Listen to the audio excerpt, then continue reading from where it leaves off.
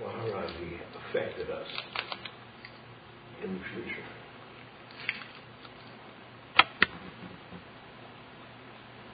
That matter of what the things that he taught us and how they keep changing over time. Yeah.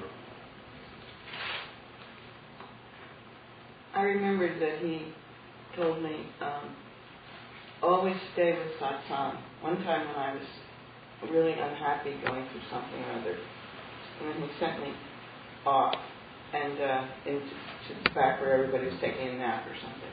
And he said, always stay with satsang.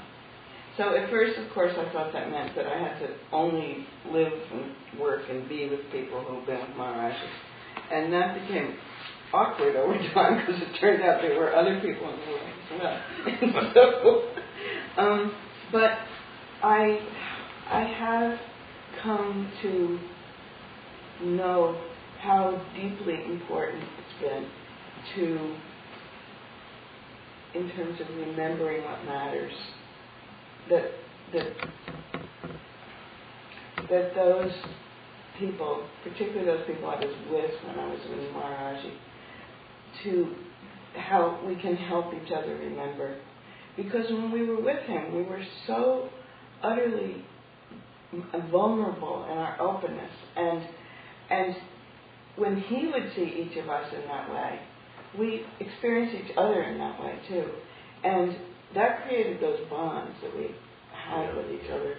And that, even if we don't talk about it or whatever, it's a reminder of the way, a way of being in the world. And that's been really a treasure for me over time. So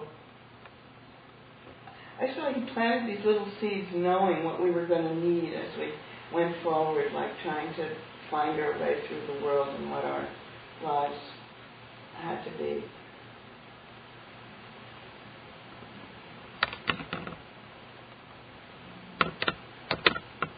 In the contemplative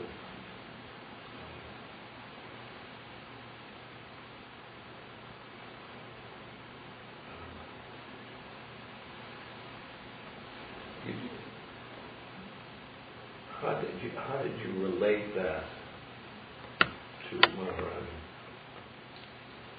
Well, when he said, love everyone, feed everyone, again, in the beginning, it seemed like we had to keep producing food, and we've done a lot of that. But then slowly I began to realize it wasn't just all about chocolate, So we, as I worked with that all along, it seemed like the best thing you can do, or one thing that we can do for other beings in terms of nourishing them spiritually, is to create environments and give them what they need in order to make good choices toward the good themselves. Yeah. And so, giving people an opportunity to learn these practices and to think more deeply about what their life's meaning is and so on, seemed like you can't really make people happy because they all come with bundles of karma, but you could create an environment in which they're more likely to make wholesome choices toward waking up. Yeah. And so that's what I think the kind of motive that makes us like Hanuman, because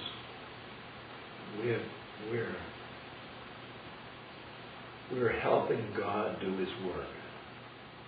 It's work. Yes. Yeah. Getting the souls to get oriented towards the one. Yeah. And so, and it came at a time when, we had that luxury of, for all our reasons, like going off to India and leaving everything behind and dressing in long white silk clothes. But then it's was a different time now, you know, and so it just seemed like, what were the ways to make this possible for people who were really within a certain American way of living and being and looking and thinking. Do you think we are particularly we're translators of Maharaj-ji to the West? Yes, I do. I mean, I have no question. Yeah.